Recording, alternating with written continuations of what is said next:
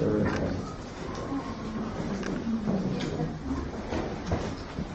right, thanks for coming, everybody. Welcome to Disruptive Thinkers Entrepreneur Academy. Nir is unfortunately not able to be here quite yet. He'll be here in 15 or 20 minutes to introduce our guests. So I'll introduce our guests instead. We have two awesome guests tonight. Of course, our headlining guest, Neil Senturia, is going to talk to us about business and revenue models and some other outstanding things. First, we're going to have David Slayton talk to us. Commander David Slayton, U.S. Navy retired. He is a visiting fellow at the Hoover Institution and a member of the Schultz-Stevenson Task Force on Energy Policy. He was a National Security Affairs Fellow from 2010 to 2011 and a visiting research fellow from 2011 to 2012, during which time he also engaged with legislative matters and national security policy developments in Washington, D.C. He is a very interesting man to listen to, and we're very excited to welcome him back tonight from, August, I think you were here? I believe so. Yeah, so he's going to talk for a few minutes, and then we'll listen to him. So let's give him a welcome. Great. Well, I greatly appreciate the introduction there, Jeff, and welcome to everybody here. As you mentioned before, my second time here. People say, well, you look familiar. I always attribute that to the posters that the FBI hangs up in the post offices and mail cartons they distribute at the local convenience stores. But it's a real pleasure to be back again. I like to say I live in San Diego and I work up in the Bay Area, and at the end of a broadband connection, I think my wife would counter that with that I live elsewhere and I work too much when I'm back here in San Diego. But it really is an honor and privilege to be back here and to speak with all of you. As Jeff mentioned before, I'm a visiting research fellow at Stanford University Hoover Institution. It's one of two think tanks on campus. It sounds a lot more impressive than it actually is. My portfolio of research involves energy, new sources of energy, renewables, as well as some traditional lines, transmission, manufacturing science that goes into energy, cybersecurity, maritime strategy. Jeff mentioned the Navy in the background, so I think I know enough to know I just about don't know enough about that. Irregular warfare and counterterrorism. So between that batch of subjects, it keeps me quite tied up, not only on Stanford campus, but really throughout the nation. Just got back from Washington, D.C., talked about 3 of those 5 subjects with some of our esteemed elected officials and their staffs. So when I saw that Neil was going to be headlining tonight, I said, this is great. Here's another fine gentleman that's involved with energy, that's involved in academia, that's involved in private equity, that's involved in entrepreneurship, which is another item on the side that I'm fortunate to be able to do up on the campus. I coach a number of our young creative minds up there. Some would say I'm corrupting young creative minds up there, which is a wonderful thing to do. So I trust that there's also a number of other crossings of interest, backgrounds, and personalities in this room, which is why we all come together here on a somewhat regular basis. And I'll do my best, Jeff, to try to make it more often. So with that, I'm always available to this group, to Jeff, to anyone here as a resource. If anybody has any questions for me about my background within the Navy, which was as an aviator, at least on paper. I started off at the young age of 17, went all the way through, got commissioned, went to flight school, ended up in command of a EA-6B Prowler Squadron, a couple times in Afghanistan on the ground, a couple times in Iraq on the ground, lots of time at sea, and lots of time trying to stay out of trouble. So, and as Jeff mentioned, now I'm out, and that's what I'm doing for a living now. I cause trouble. So with that, I will turn it over to our headliner, Neil. It sounds like it's Vegas. And Jeff, thank you very much. Yeah, thank you. I actually know about the Hoover Institute. I actually know about Stanford, and I was in the Army before they gave me a dishonorable discharge. So I want you to really understand who was here. This is really a big deal. And the joke was they sent an email that said that David Deke Slayton was going to talk for a couple of minutes before you, and I said, in that case, let him talk for the entire 2 hours and I'll listen. It turns out it wasn't quite the same Deke Slayton, but so be it. So in classic entrepreneurial behavior, and mostly political, I'm going to speak on something that's not related to what you were promised to hear. Because the politicians do the same thing. You ask them a question, they don't answer it. So the answer is, we'll get to business and revenue models for a few minutes at the end, but business and revenue models assume that you have a business. So I'm going to spend a little time on the subject of entrepreneurship, because I asked Jeff, and he said 4 or 5 are military and the rest are entrepreneurs. So I'm going to spend a little time on this. I'm 62, and my background was sort of eclectic. I spent 11 years in Hollywood writing sitcoms, so I have a real issue, and if you don't laugh, it'll offend me. And I spent 15 years building real estate. I built almost 2 million square feet, including a couple of hotels and those 2 twin towers downtown and a few office buildings. And then in 94, 95, I started a technology company and have done 7 since, which only goes to prove I can't hold a job. Okay, so does anybody know, by the way, you're allowed to interrupt. I do well with, if you're ADD, interruptions are actually very effective. And if you don't listen quickly, I'll talk slower. And the first question is, do you know where this comes from? Back of a Ferrari?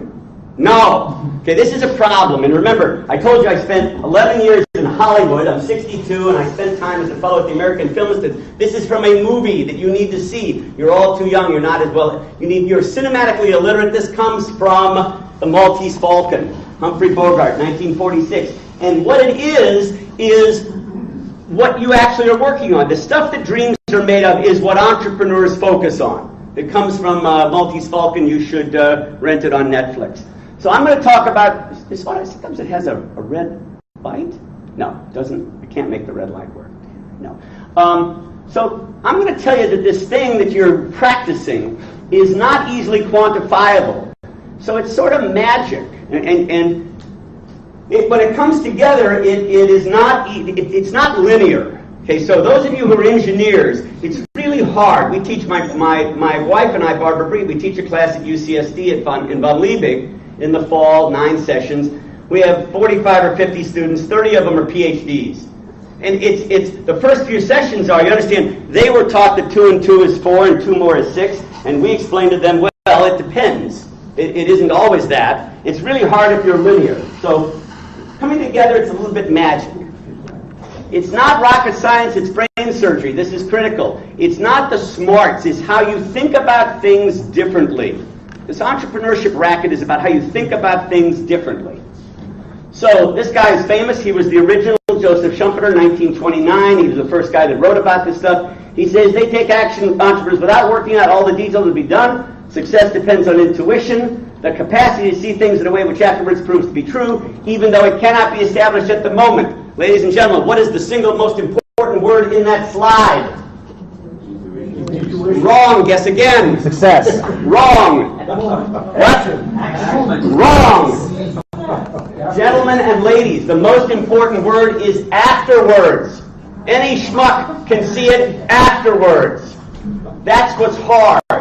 It's a little bit of here's an example I teach in class. I say, so imagine you had a trapeze. Okay, one end, okay. So you're going to do a somersault, so you're going to go and start your somersault, you're going to do your somersault, and you're going to be caught by the person there. Now, if you wait till you see the person close enough that you can begin, that when you get there, of course, you're going to fall on your ass. So you won't get caught. So it's a little bit of it's faith, and it's a little bit of anticipation. It's a little Gretzky, which is you skate to where the puck you think is going to be. So this is really important. It's not about business and revenue model. I'll give you 5 minutes and teach you everything you need to know about business and revenue. What you need to think about is, what are you really doing, and what does it mean to be one of these entrepreneurs? Okay, they take action without working out all the details. That's the story of the trapeze. It's a little bit of, I assume that when I get there, the other person will be there as well. It's a little bit of, I'm telling you, I started with it's magic. There's a little bit of magic. If I have a chance to sell a book. I wrote a book. I have to tell you, this is a little disoriented, but I'll tell you the story anyway. So the book's called I'm There For You, Baby. And you can get it on Amazon for $9. I'm There For You, Baby. So I was unemployed in The Entrepreneur's Guide to the Galaxy. I was unemployed in June of 2010. I'd run the last company into the ground, and I had nothing that I would ever be comfortable as CEO again. And I decided I'd write a book. And why was I going to write a book? Because I wanted to be a consultant. So I went to talk to a consultant. He says, you got to have a book if you want to be a consultant.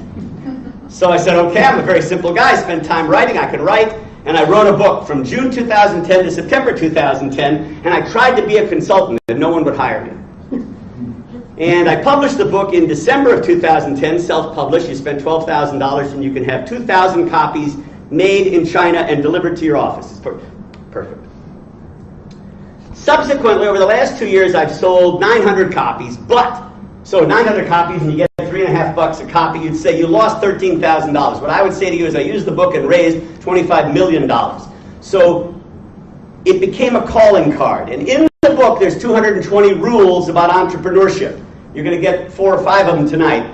But the last deal is if you read it and do not fall off your chair at least twice, off, you can't just chuckle, off, you call and send me an email, I'll send you $9.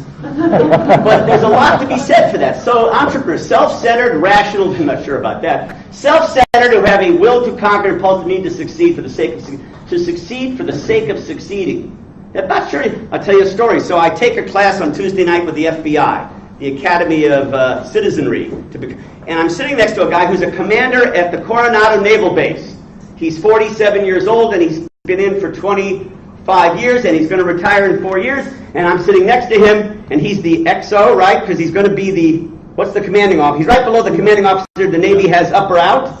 Right, up or out. So he says, what do you do? I said, he says, I said, what are you going to do when you get out? This guy hadn't thought. He said, well, I think I'd like to be an entrepreneur. I don't think so. That's unlikely. If you spent 25 years in a regimented, everything was arranged for you, all of a sudden, and some guy shows up and says, you got to sort of jump off a trapeze. So you can't just decide to become it. It's sort of like DNA. You just sort of, it is. Okay. Identifying a market opportunity and gather the resources to explore. That's just part of the business that we're going to talk about, which is my favorite genius here, Ruggiero is brainino. It's just a fish. It's a brand. That's something else. There is a fish called I don't know. So Branino develops something that's brilliant. Comes to us at another event and says it's brilliant, but I have no way to monetize it. And we huddled afterwards and we agreed with him. So it would be nice if you could find a market opportunity, mobilizing the necessary resources that does not need money. And put the opportunity resources together and create a new organization. All right. This is interesting. There's 1,000 articles written about what is it? Are the CEOs, entrepreneurs, are they big personalities? Sometimes, but not always. Lots of CEOs are really just simple, regular, no Steve Jobs nonsense, and they grind it out one step in front of the other. It's nice to have a little charisma, but a business plan, it helps. And the real issue for you is to organize, manage resources, it appears it's more important this than simply being a big personality. The town is filled with big personalities that have very small wallets. I don't ever that I repeated that. So this is interesting about risk. We gave a class and we asked, we teach the American Chemical Society, and we asked, there was 400 people, and we asked the question, we say, do entrepreneurs take risks? And then there's a little secret where they answer. 397 of them said, of course. And 3 said, I don't know. And the answer is the 397 are totally wrong. It's a trick question. You don't take risks, you manage risks. I am the paradigm, the sort of the poster child for downside protection.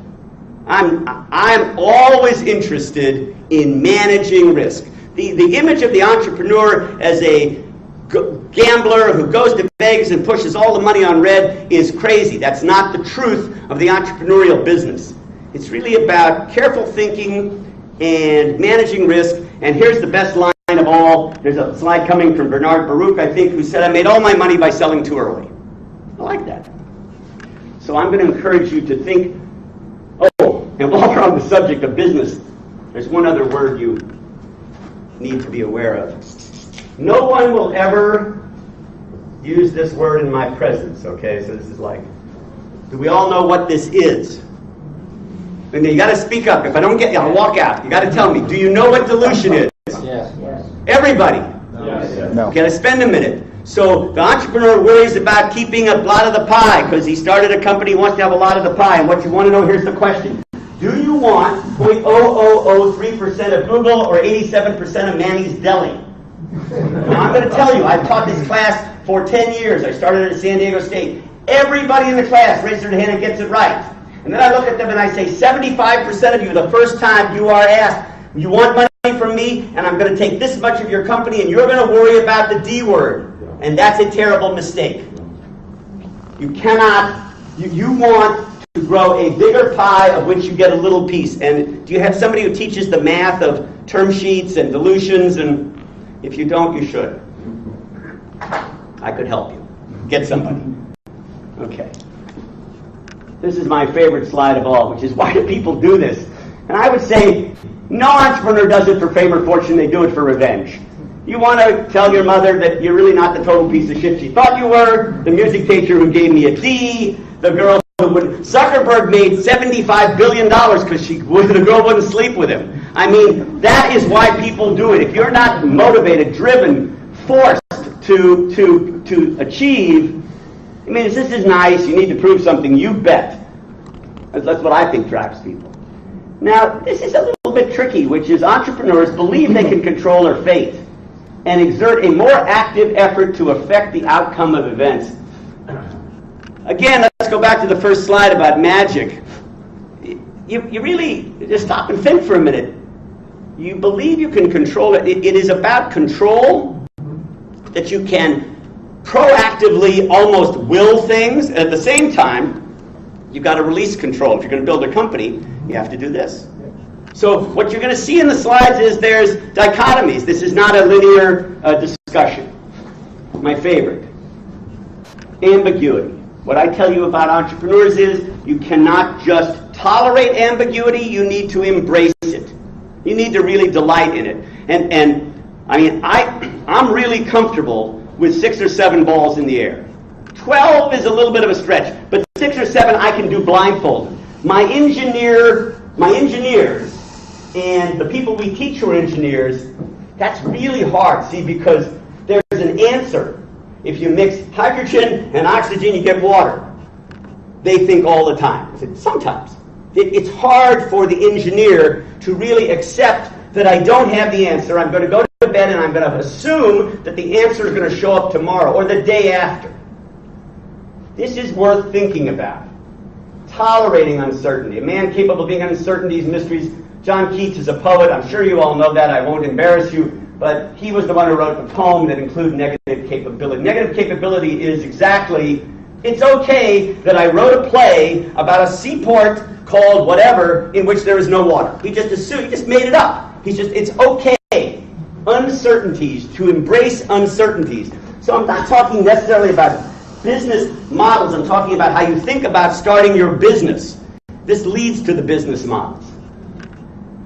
Yeah, it was Baruch. Very smart guy. Pleasant billionaire. Trump. I actually, this guy is a real guy, and I was in an office there for 4 years, and Tsarian did pretty well.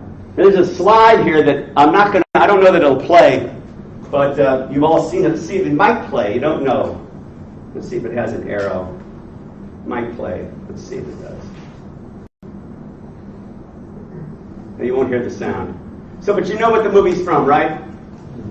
Wait a minute. Let's do this again. You failed the first movie.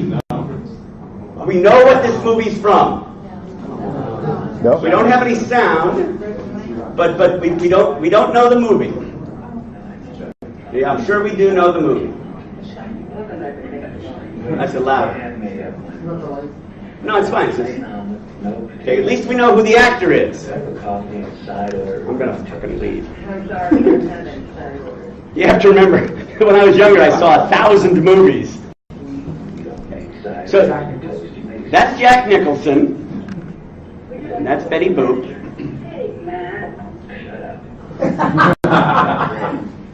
Toaster of some kind? I don't make the rules.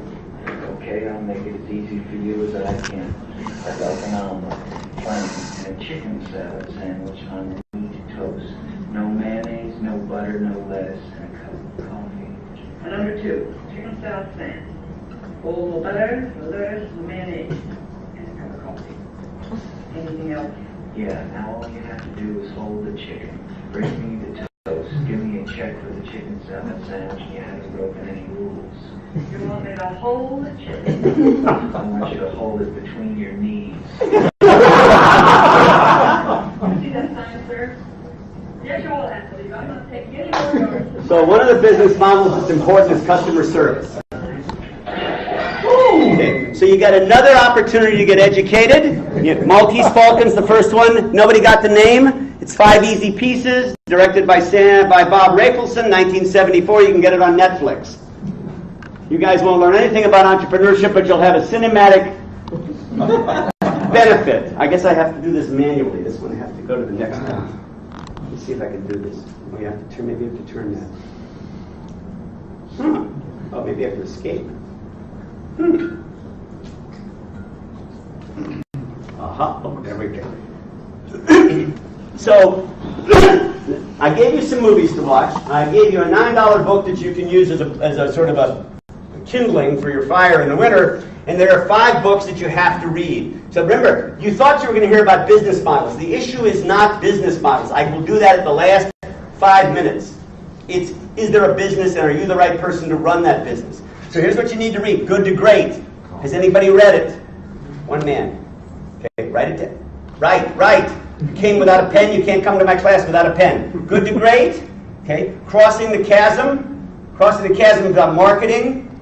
And it understands about early adopters, who your customer is. The issue is always who your customer is. You got to read Dan Kahneman. Dan Kahneman won the Nobel Prize in 2002 in economics, and he writes about rational man behavior. I assure you it is difficult. He recently wrote a new book called Thinking Slow and Fast. You can read either one. You must read anything by Kahneman because you think you're rational, and I'm going to tell you this, more money is lost through neurotic behavior than through bad business decisions. I know whereof I speak. I've been in analysis for 37 years. The last 10 of which we just trade chairs and I talk him, then he talks. I send him a bill twice a month, and it's perfectly reasonable. The last 2 people you need to read is Dan Ariely, Rational Man Behavior. Anybody read Ariely? Good, that's 2. You got movies and books to write, and the last one is Nicholas Taleb. Taleb writes about the black swan. Does anybody know what the black swan is? Great, got to read that. So this is going to be sort of like drinking from a fire hose because I'm going to leave at 8. I have to stop at 8:05 because I know the clock. But you're going to get, this is what you need before you worry about the business model, in my opinion. Okay, you're going to start your business. And before you worry about customer acquisition, which is in the weeds, which is how much does it cost to acquire a customer, and will I make any money before that customer leaves? That's a business problem. When you start your company, you have 4 things. People, opportunity, timing, and deal. So the most important, people, everything is people. If you ask me, what checks do I write? I'm only interested in backing jockeys. I'm only bet on jockeys. I know very little. I still use dial-up and DOS. But I know a lot about people. Opportunity, which is, how big is it? Does anybody care? My favorite friend, Rogerio, says he can make people turn off their cell phone with a brainwave. And I say, that's wonderful, but I can turn off my cell phone by using my thumb. I'm not sure anybody cares, but it's brilliant. It's most important is, how big is who cares? Timing is a big issue. Another word for timing is context. So context says, you can be right, but if the timing isn't propitious, it won't matter. 2008. March, I believe the Dow was 6,600. It really wouldn't matter what you launched, you couldn't raise a dime. I'll tell you a story now about the company I run called Oberon. It's not quite on point, but I'm going to tell it because it's a story and it'll tell you something about this entrepreneur racket. So, it wasn't on my list, but it's okay. So because this is about context and timing. Okay? So in 2008, one more thing. In the book that I wrote with the 220 rules, I'm going to give you the first 3. First thing I'm going to do is buy the first 3 are the most important rules in the book, so get a pencil. You're writing it down? I don't see there's no pencil. Okay, I'm not offended. The first 3. Easily. Return every email and every phone call. These are the first three things you need to be successful. Every email and every phone call. People say, I got it. I can do that. I can do that. That's not that hard. Okay. Number two, second rule says networking is a profession. Become a professional at it. It's hard. First time you go to the venture group with 400 people and you know one person, and you walk up and there's a mob that kind of stand around. And if people are decent, they invite you. Hi, Bob. I'd like you to meet. But if you got to networking, and it's everything. It's your Rolodex, who you know, who you're. It is everything. Third rule, most important, hardest rule in the entire book: ready. You must go to all the events, meetings, and events, especially the ones that you are positive are a total waste of time. It's a very important rule. Because what happens when you do that is you have no expectations. And when you arrive, you're available, you're accessible. You have to go to all the crap that you don't want to go to, that's a total waste of time, that you're sure nothing will come of it, and it's in those moments that you find ideas and people. I know I'm right, I'm living proof of it, and I'm right. I was going to say something arrogant, but there's actually, my luck, it'll show up on YouTube. The guy said he was okay, so I'm going to tell you now about Oberon, because that validates the third rule. So in 2008, my bride, Barbara Bree, goes with me to a Renaissance Weekend. Renaissance Weekend is where 300 people who think they're pretty important pay money so they can talk to each other to prove how important they are. It's brilliant. It is a weekend of talk in which there are no real speakers. You get to go, and you're the panel. So you talk to each other, and it's a little bit self-indulgent. It was started by Bill Clinton in 1992, and it's morphed into a whole business. Anyway, Renaissance Weekend is held in Salt Lake City in July. Deer Valley. Nice. Come home. July 2010, 2 years later, I get a phone call out of the blue from a guy named Andrew Corradini. Mr. Corradini says, listen, I got this half-baked idea. I've invested $1 million. You can take methane gas and make gasoline. I can do it in a small scale, like the size of a toaster oven. I've run the company into the ground. I'm desperate. Will you help me? Can you save me? Answer, sure. Short Jewish Jesus Christ. So, yeah, as long as you pay for your own airplane ticket, come on down. I'm there. Not a problem. Comes down, and he's got something. Turns out he doesn't really, I don't really know. But look, remember, in July of 2010, I was broke. During the summer, I wrote a book. I still don't have a job. I said, all right, what is another half-baked idea? Sure, if you want to take, pixie dust and make gasoline, I'm in. So I buy the patents. Now, let me be very clear. They're not patents. They're provisional patents. Know the difference? Raise your hand. You really know the difference? One or two. Okay. You need to have this. Your disruptive thinkers need core teachings. So a provisional patent is nothing more than a placeholder. It says, I got this idea, and I had that idea on what is today? April 24th, 2013. It's a placeholder, but it's not an issued patent. So he's got a provisional patent, got a this, got a that. He's a little confused. These investors are trying to hang him. I mean, he's being burned at the stake. He's desperate. And I say, okay, for $100,000, I'll buy these 2 provisional patents. You're out. He says yes. So now I have 2 worthless patents for which I've overpaid. I'm very, very smart guy. So then, because remember, I'm illustrating rule number 3, the meeting. So I go to the Renaissance Weekend, which I don't want to go to. Okay. And then so then what happens is a series of events in which we basically try to take what was going to make gasoline, which doesn't work, it's too expensive, and we turned it into something called dimethyl ether, DME, and it became a big success. We now have partners and millions, and we're building plants, and it's a long story which I won't tell, but here's what's important about the word timing. So one of the questions you ask is, you get this idea, you're going to build small-scale plants to make DME. Wow. Now, that's like when somebody calls up and says, have I got a deal for you? $9 you get to buy. And you wonder, I didn't know the guy. I mean, why was I so lucky? that I got the opportunity to make DME in North America. How did it come? And the first question you ask is, why me? I mean, I'm nice, but give me a break. And what happens is three things. So this is what you need to understand about context. What happened is this. In 2011 and 12, when we started the real company, natural gas went from $12 a million BTUs to $3. DME is made from natural gas.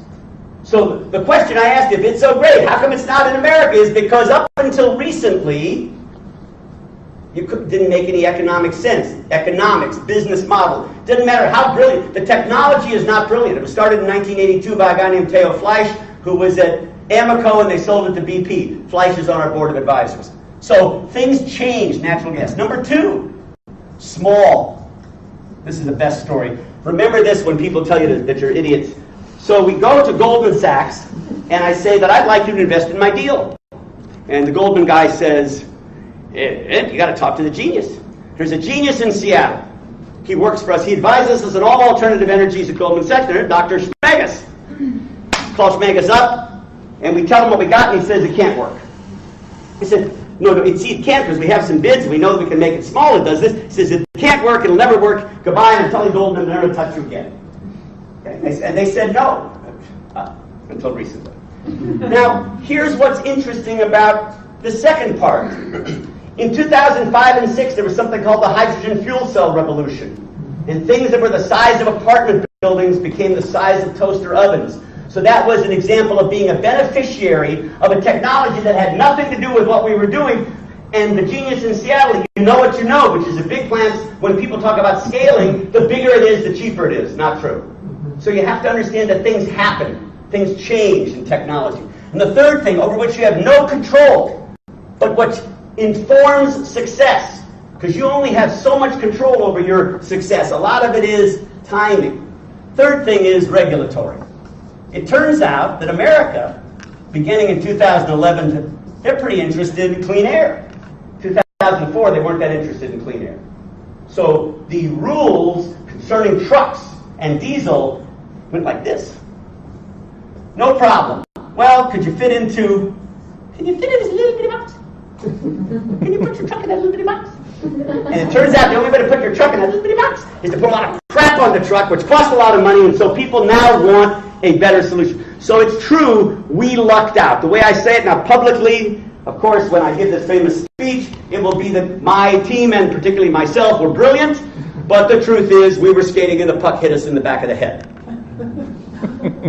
We showed up and everything aligned. So sometimes that third dot, and I had really great people, that starts to come together, but you have to understand that's why it's magic. It wasn't that I could, like an engineer, assemble it. You had a question. What's more valuable, an idea or an opportunity? Well, ideas are a dime a dozen. Execution is 98%. Opportunity is a big word. Opportunity is tied to timing, because opportunities morph. So this is a little bit like, it's that biathlon where you have to shoot a rifle and skate and ski at the same time. It's difficult. It's not, what you've chosen to do is not easy. It is hard. The last one's the deal. Bill Solomon teaches at Harvard, and his model is this. If the deal is more than a quarter-inch thick, I'm not doing it. So you need to understand that you will need, listen closely, you will need a lawyer. Any lawyers in the room? One. They will need a lawyer, isn't that right? Always need a lawyer. Always need a lawyer. But you need to manage the lawyer. Because sometimes they will protect you right out of a deal. I have the distinction of having become recently, about 2 or 3 years ago, a lawyer. I got a degree in California. If you spend more than $7 million in any 3-year period with lawyers, they make you one. And I qualified for that. People, opportunity, context, deal. I'm going to move on a little bit. So this is worthwhile. Pick the right industry. people. You cannot. This is like dating. It's like it might be okay for a Saturday night fling, but you cannot meet somebody, have lunch, and say, "Great, let's do the deal together." Can't do that. Cannot do that. And it would be nice if you could pick people you've worked with before. Now, this is a trick, because you need to pick people you've worked with before who are really talented, not just your friends. You can't just pick them because you like them. This one's, it's actually kind of hard. As you can see, what I'm pointing out to you is that getting it right is hard. Now let me do the first 10. I love the first 10. So if you're going to be successful, you must get the first 10 things right. One of them is not your logo. And I will tell you that I've had some failures. I mean, I've had a lot of successes. I am willing to tell the failures. And the failures were always in the first 10. I either got the wrong team, I got the wrong context, I got the wrong financing, I got the wrong partners. It's always. If you get past the first 10, you got a real chance. I'm not going to do that. I'm going to do one more thing for you. Yeah, beta testing lawyers. Beta testing lawyers is, I just got out of law school, I'd like to help you. I'm not going to do that. Oh, there's one more thing you'd like about this one. I like this if it goes back.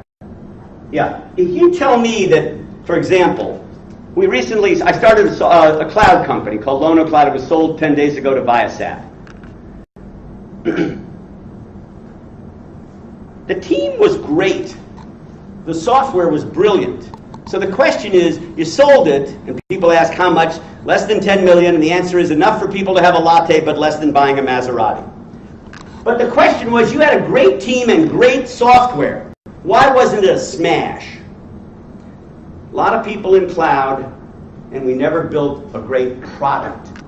So there's a difference between product and technology. And I've gotten it right a few times, and I've gotten it wrong a few times. Can you explain to that, please, the difference between, you say, product and technology? Yeah, I had 9 geniuses, the world's best at cloud software using there's a special language. I'm getting old, I don't remember. I'll remember in a minute. And I had world-class advisors, and my customers were Fortune 50 companies. But what happened was I became a service provider. I got paid to build something. I got paid on a NRE, it's called non-recurring engineering. But I never built a product that could be downloaded, software as a system. I failed at a product. I didn't understand who the customer was. I could do almost anything in the cloud. I can spin it around and turn it upside, but I didn't build a product. And, that failing falls somewhat to me and to the other people in the company. That's what I mean by technology has to serve a product. Okay? I'm going to do this, and then I'm going to spend a minute on how we split the equity, because we're going to get that wrong. That's my favorite. And then we'll do a little bit on business revenue, which is what you signed up for, and then I'll do 10 minutes of questions. So here's what you do to me. I remember, I'm a small-time VC. I write checks. You say, we conservatively project. You always are conservative. You never are expansive in your numbers. Project's 98% complete. I'm there for you, baby. And we seek a value-added investor, Mr. Senturia. We know that. Watch this. What that says is you read a book that said you have to have $50 million in years in sales in year 5 in order to get funded. The last 2% will kill you. Takes twice as long, twice as much. It's a heartbreak. And this one I love of all. Value-added investor. What you're really looking for is an investor who's dumber than a pile of rocks. What you really want. And listen to me carefully. You will get it wrong. You will find Uncle Harry who says, I love you and you can have your inheritance a little bit early, and I'm in, and you'll screw him on kind of the valuation. But what you're missing is you will get no value from the money other than money, and money is a commodity. You will want smart money. Smart money is expensive. It's expensive because it was stupid once. Once it gets smarter, it becomes more expensive. You want smart money. So when you come to see me, it is not a roll in the, it's not a walk in the park. I want a pound and a quarter of flesh, but the argument in theory is that the team we'll bring are really worth it. Now everybody says that, you have to measure it, but don't just take dumb money. Be willing, look for expensive money, good money. Let's see if I can find one more thing and then we're going to stop. Oh, this is good. You all know this. The customer will tell you the business you're in. Barney Green. Viagra, of course, was designed as a heart medicine. Does anybody know who Barney Greengrass is?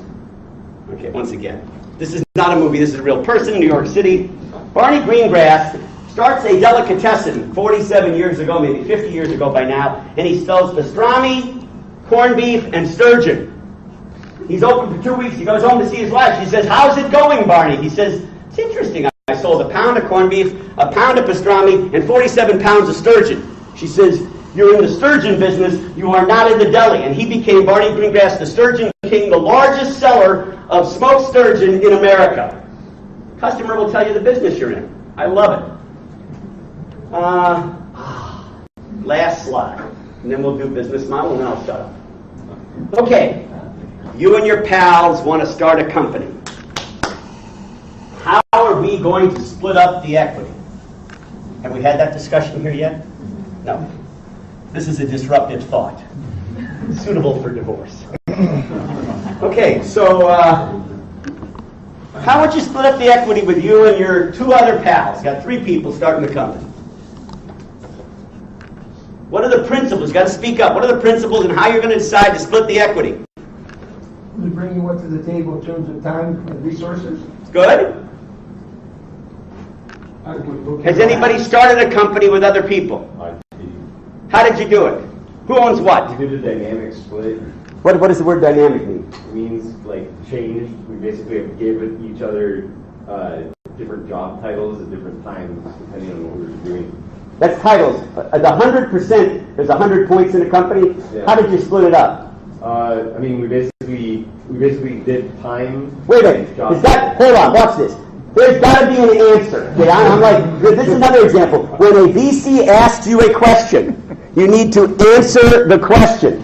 It's really important. I mean, if you give me that kind of an answer, it makes me crazy. Now, it's a class, so I'm easy, so we'll try again. How do we split up the 100 points? We split it depending on the time and depending on... That answer's not going to work. Let's go to you. So you don't give me the answer. Well, how did they do it? 50-50 with 4 + 1 best. Okay, so now that's interesting. We're going to discuss that. You have 2 people in your company? Yep. Okay, watch this. Okay. Who else? Anybody else started a company and decided to split up the equity? What'd you do? I determined who was going to be the managing partners, gave everyone else silent partners, and broke up how much money do I need, and then raised the money that way. But the people who are not the money, how did we split that? Based on their duties within the company. But what's the number? I mean, it was a third, 50-50, 90-20. What mine exactly was? Yeah. Mine was 30-30, and then everyone else was no more than 5%, so they couldn't take control. Okay. So in general, 50-50 is always the wrong answer. I'm going to tell you that this is a very difficult subject. Very. But 50-50 is always wrong. And did you understand what the guy said when he said 4-1? No. Okay. He's talking about vesting. So once you decide how you're going to split up the company, which requires who's involved, how much work, who brings what, who's important, who's the leader, and even though you're friends, it can't be we're all friends, we're in this together, let's split it equally. No, the answer is that's wrong, and that's wrong 100% of the time. Here's what 4-1 is. You need to have some people come to your class who are sort of, I don't know, teach this guy. So 4-1 says that the stock, I'm going to give the guy 1,000 shares of stock, Joe Smith. It vests, meaning he gets it, but it doesn't belong to him until 4 years pass. And here's how it vests. Vest means he gets to own it. What's that? That's a cliff. At the end of 12 months, Mr. Smith or Miss Smith own 1/4, 250 shares. They own it. Can never be taken away from them. And then every month thereafter, the word is ratably, another 1/36 vests. At the end of 4 years, all the stock has vested. You own it. Any questions about vesting? Well, it often determines if the person's actually going to work or just sit around on their thumbs. Yeah, well, don't you understand the beauty of that is if you don't, you can fire them, then it doesn't vest. You get it back. They don't get it for breathing. They get it for working. I don't have anybody in my companies who breathe. All right. I'm going to spend 3 minutes on what you really came to hear. And I think what I'll do, I think I'll give you 4 points and that's it. So you came to hear about business models. There are 500 of them, I guess, but there's 4 good ones. I had a black marker and I lost it. I went over here and I put it behind. Here they are. So a business model. Here are the questions you'd ask yourself. This is really important when revenue is called money. You need it. Okay, so first question is, how do you get revenue and from whom? What are your multiple sources of revenue? Good to have more than just one. So revenue is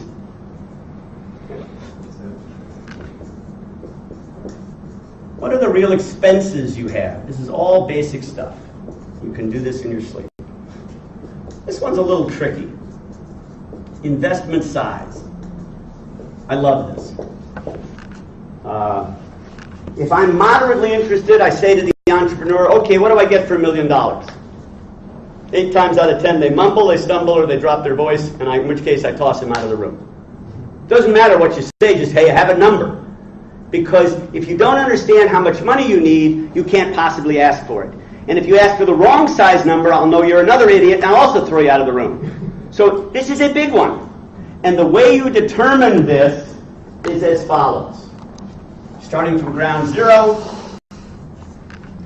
how much money do you need to get to, that is an IP, not intellectual property, that is an inflection point. How much money do I need to get to something, a product, a customer, a something, a prototype, a something that is financeable again? How much money do I need to get to here? Don't tell me you need $25 million. It's not going to happen. How much money do you need to get from here? We woke up and we're working in our garage to here. I have a something that some other somebody will finance. That's investment size. Pretty important. And this one is critical success factors. It's kind of an interesting, it's sort of a fuzzy sentence, but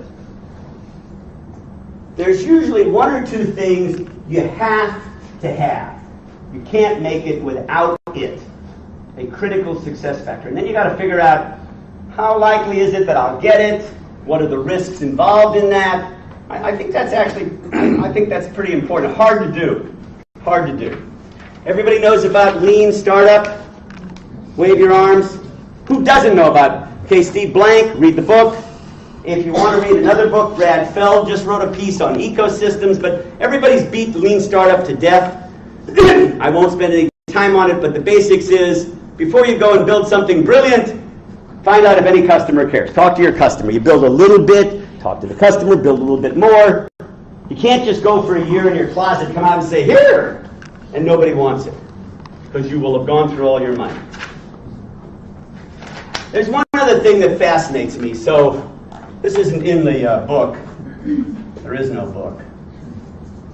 Unit economics. Anybody understand what that is? Unit economics. Take a shot. Feel like who wants to be able to here? Go ahead. Anybody?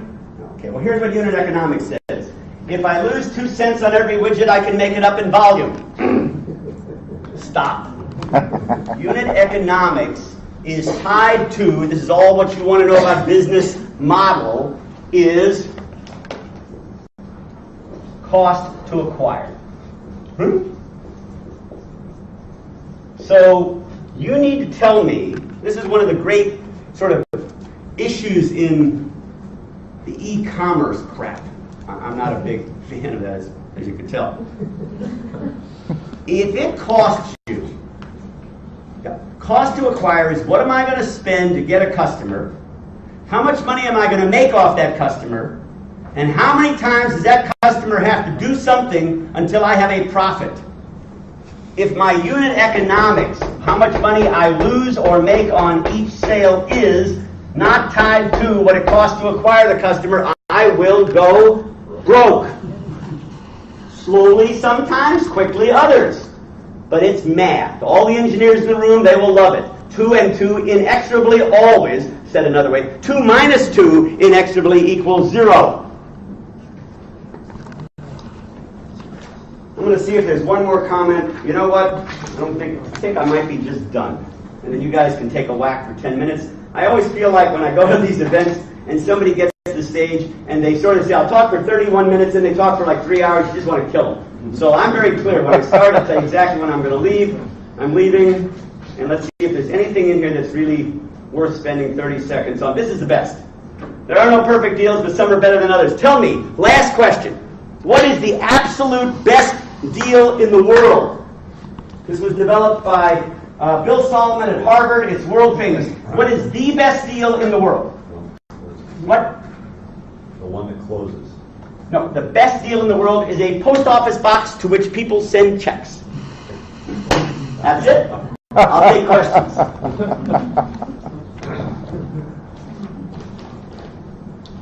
And do you have questions? If you don't, you're allowed to go home. Fire away, Professor. Convertible debt. How do you feel about it? Earlier on. Later on. You are my favorite. What a great sucker bet you gave me. This is so good. Who asked that? Talk to me, baby. Okay, now this is, remember, in addition to being a small-time CEO, I'm also a small-time VC. All operative words for small-time when you're my height. Okay. Does everybody know what convertible debt is? Does anybody know what convertible debt is other than the gentleman who asked the question? Okay, 2 parts. We're going to teach it and then we're going to tell you why it's interesting. This may take a little longer. I'm not sure whether I want to do this or not, but we'll try it. Okay. You go to raise money. You have a company, you have people, you have opportunity, you have dining, you have a deal, and you come to me and you say, I built it and I want to raise some money. I say, how much? You say, $500,000. I say, okay. And you say to me, we're doing it as convertible debt. And I say, what's that? Can't read lips. Let me explain this. There are 2 schools of thought. Remember, I've been your friend from 7:26 to 8:12. But remember that slide about dumber than a pile of rocks? I'm not. Convertible debt says the following. Gee, Mr. Senturia, rather than argue about the valuation, let's not argue. You invest, it's debt, and it comes with a discount. I won't get into warrants, and because but let's say 35%. So what that says is, I lend you money, you use it to build your company, and then eventually a professional investor, somebody famous and important, really smarter than Tyler, comes along and values the company and says, all right, the company's actually worth $3 million, and I'll put up $1 million. Real new money, $1 million new, 3 pre, professional investor. And you come back to me and say, well, good luck. He paid $1 a share, and you, because you get the discount, you only have to pay 65 cents a share. So that's interesting. So from your perspective, you got to use my money to build something so that I get a little bit of a discount, take all the risk that you'll go broke and end up with nothing. So I hate convertible debt and I won't do it. You ask me for money, I say let's pick a valuation. I want what I want now. You don't want that. There's a little bit of okay. So, and the reason that convertible debt for the investor is stupid is that your pre-money, when you come to me with an idea, 2 dogs, it might be $300,000. I put up $200,000. I own 40% of the company. 2 over 5. I'll go through pre-money another math night. We then build this company. It's worth $4 million. I get a 5x step up versus a 35% discount. It is the greatest thing in the world for the entrepreneur convertible debt. Because after all, if you go broke, what is the security for my debt? It's the IP which didn't work. It's the 2 laptops that you overpaid that are worth now $800. And so I have nothing. But the problem is the argument. You say, hey, my free money is $4. I say, you have nothing. Did I answer it adequately? It doesn't have, it's not, again, look, there are no easy answers. This is not an engineering class. We're friends, but at the same time, you want my money, and I'm interested in investing, and I'd like to do a better deal. So that's convertible debt. You want it, I don't, and it depends on how much arm wrestling you can do. You come to me having sold 2 companies, taken one public, the answer is, I'm there. Just tell me where I write a check. You say I'm a first-time CEO, I'd like to beat your brains in. No, I'd like to beat your brains in. So, you have another question? Right here. Yes, sir. Ma'am. We like smart women. In terms of testing revenue models for relatively disruptive new business models, what do you recommend? Give me a disruptive business. Crowdsourcing with unmet needs from, let's see here, I actually don't use my own. Well, but I know about crowdsourcing. So, crowdsource, go ahead. Let's just take the Airbnb business model, Right. where, it's kind of like a lot of people have emulated their revenue model because it's a commission off the service, they're providing it. If we're doing something like that where it's commission-based, what advice do you have in terms of testing it in the startup phase? If your service is innovative and it's not necessarily... Is your concern that they won't pay a commission or that the commission won't be enough? That you can't quantify it because, for instance, it's hard to get into it because I did this more complex, but for instance, when it's like a product, like they're doing spaces. So if you're doing like renting out your apartment in Airbnb, it's going to cost $200. You're going to take 5% of that. That's done, right? But what if it depends on the transaction? Sometimes it'll be a product that's like a water filter or something, and it's $2, and you take 1,000 of that, and you take 5% easy. But a lot of times, if you're trying to put a commission in, you're trying to project your own future revenue. How do you do that when there's a range of different transactions? Does that make sense? So I'm not, for instance, if I was Airbnb, I'm not doing all products. Well, but I think that's an Excel spreadsheet problem. That's a stress testing. That's a certain amount of my business will come from this, a certain from that. I'll make some commission, I may not. When I put up the argument about revenue and investment size, what you're looking to do is hire just enough people and just enough money to get to a point where there's some validation of. So I'm willing to discuss it personally, but there's razors and razor blades, which is I make a gizmo and I give it to you and I'm going to sell you the cartridge. That's HP. Life sciences have all kinds of that sort of drug model. There's subscription, there's licensing, there's software as a service. I mean, there are a dozen business models. To some extent, your customer will tell you. You tell him, I'd like to license it. And he says, no, what I'd really like to do is pay you monthly.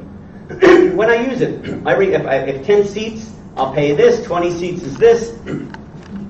I don't think I gave you a great answer, but if you want to send me an email, I'll try to. But in general, yeah, that's the best I can do. I didn't do well. I get a B- on that one. It's okay. I don't want to take anyone's time by getting into my specific. Okay, but you can come, send me an email or something. Anybody else? One last one. Two and we're done. I have a hard time finding potential CEO or potential co-founders. And I have a good prototype that's ready to go, that's close to within 60 days. So, are you guys aware of the Brant Cooper blog? No. If not, write it down. And you're all aware of the 36 organizations in this town that support entrepreneurs. Connect, MIT, They're largely, what? Just excuse me, they're largely tech and they're largely, either sell or buy. ACG is Associated Corporate Company Governance. There are just numerous. Look, let me put it to you another way, a little bit less elegantly. At Connect, there are 147 EIRs, entrepreneurs in residence. That's code for, I'm sort of retired looking for a job. Okay? So there's no shortage of people who are willing to be CEOs. That's a wonderful title. It makes you go home, your wife says, oh, you're a CEO. In that case, I'll cook dinner. The problem is to pick somebody who has domain expertise. And I mean, I actually have really strong feelings on this. To answer the question, this community is filled with people who would like to or have led and can lead companies. And the resources are available. I can give you a list. It's everywhere. So you can find it. And it isn't just, it's not just software. It's manufacturing. It's 3D robotics. It's all kinds of stuff. So you can solve that problem. The more interesting question is, how do you pick somebody? Yeah, that's more what I was... Yeah, well, that's hard. So I'll give you a story. They did a study. They said, put 100 CEOs in a room, and they said to them, what's the biggest mistake you made? Anybody want to guess? Quickly selecting. Not bad, close. The sentence was, I waited too long. I think the hardest thing, and the second corollary to that is, most CEOs think that the CEO is to be the CEO. You're wrong. CEO is to make sure you don't run out of money and you spend 45 to 50% of your time recruiting. I work every room. I never know when I can find somebody. I hire smart. I don't hire directly to the... If you're really, really smart, I want you. I'll teach you to do the other stuff. I mean, it's the Microsoft model. It's nothing original. It's Google's model. I want the smartest people I can find. Even if you don't know how to tack down a carpet, I'll teach you. I'm not capable of teaching. I'm looking for somebody to teach me. They're available. I'm sort of on a different topic, which is how hard it is when you've made a bad decision, when you've waited too long to fire somebody. What CEOs say is, I waited too long. And the second thing I'm telling you is, recruiting is very difficult. And even the best get it wrong 40% of the time, 35%. It's staggering the amount of money that is wasted and lost in bad hiring. And there's thousands of books and people who will teach you to maybe hire better, and I still tell you it is 92% art and about 8% substance. I think it's just hard.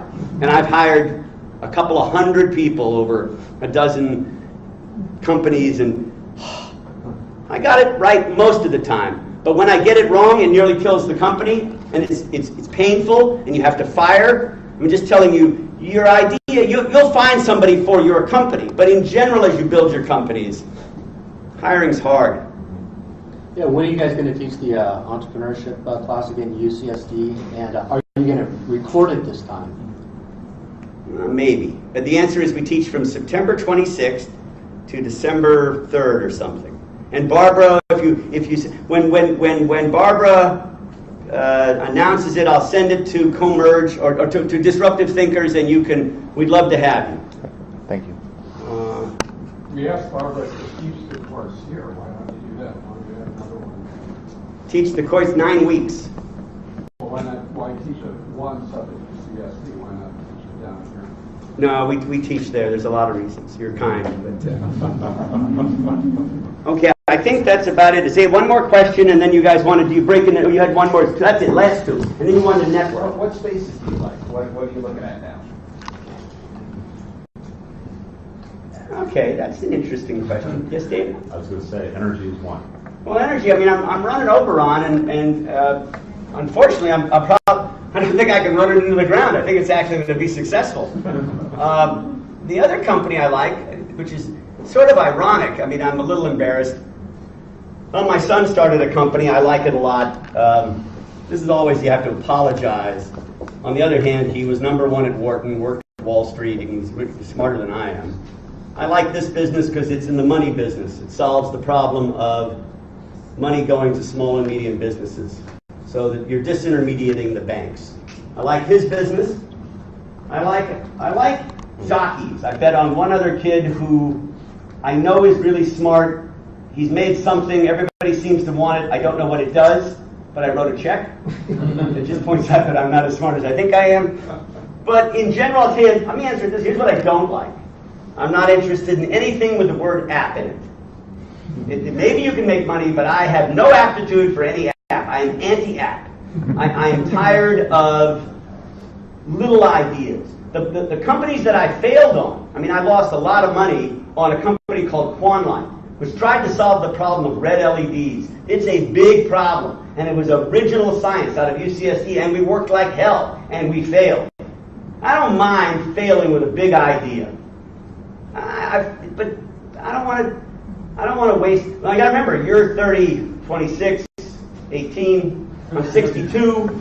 I don't have a lot of time left. So if I'm going to waste my time, it's on big ideas.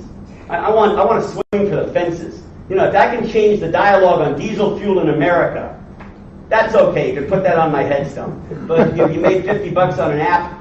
I mean, it's just. So that's my answer. It's a little arrogant, but it's my answer. All right, that's it. What? Healthcare.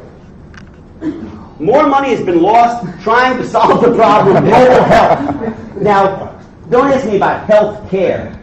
I know that people will wear a sensor that will send my blood pressure, which is a lot higher when I have to interact with certain people at the company, to a device that will record it and alert my physician if I know it's coming. I don't know if you can make money at it. I'll give you an example. I'll give you one last example, and then I'm absolutely done. A man that I know well is working on the problem of mobile commerce. Wants to pay with his phone. Not the first person. There's 2 dozen companies solving it. Nobody's really made any money yet. I asked the following question. I said, is it possible that it's not how people act? In other words, one of the things about that people opportunity context is how do people act? So if you try to change the world, that's one thing. If you try to change how people behave, that's another. I'm not so positive about the second one. It turns out that 1.4% of transactions over the last 5 or 6 years have been paid with a phone. Less than 2%. No matter how cool it is. I mean, if you're 19 and you have a tattoo and it's really cool and you're buying a Starbucks, I got it. I believe in that. But I don't think people are going to act that way. In other words, one of the slides says, I don't want you to have a business model in which you're going to try to unseat Microsoft. Don't tell me you're developing an operating system. I don't want to go up against Microsoft. And so the corollary is, you're trying to tell us that Visa, MasterCard, Discover, Advantage, the black card, the blue card, the list is endless of people who have learned how to pay a certain way. You're going to change that with your phone. I don't believe it. And I don't do that. And I don't know that I'm right. But have to have a reader. There's no standard. They're all a little different. You got to download it. I don't want to download it. I got here early so I could find a parking place. I got here 2 in the afternoon. Put in a lot of quarters. And then I went to the yard. Long yard. What's the yard? The yard is called for yard. Yard house. Perfect. Laptop. Did my email. Read the paper. Check comes. Visa card. Leave. I don't think it's happening with a phone. Okay. Thanks for your time. Wow.